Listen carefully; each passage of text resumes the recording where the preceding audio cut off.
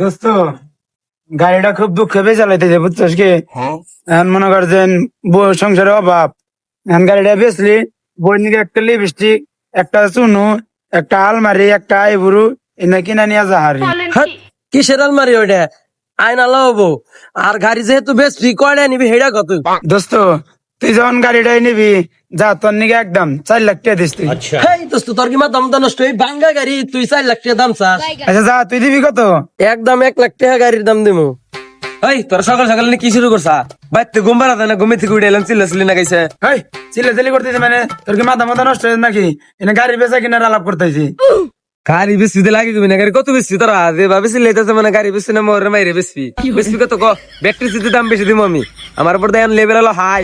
এত কথা না, 26 লাখ টাকা দাম কইছে। তুই যদি ওর চাইতে বেশি দেয় গাড়ি তোর দিয়ে দিমু যা। আর মাথা মতো নষ্ট হয়েছে না? ওই 26 খাওয়া আছে কোন 1 লাখ, আর আমি যে দাম দিমু গাড়ি তো দিবি গাড়ির যে বাপ আছে গাড়ির বাপরেও দিয়ে দিবি। আমার লেভেল এখন হাই হয়ে গেছে, তা কি জানোস? একদম দিমু সর্বোচ্চ বড় দাম একদম 160 টাকা দিম। যা গাড়ি দিয়ে দে, যা প্যাকেট কর।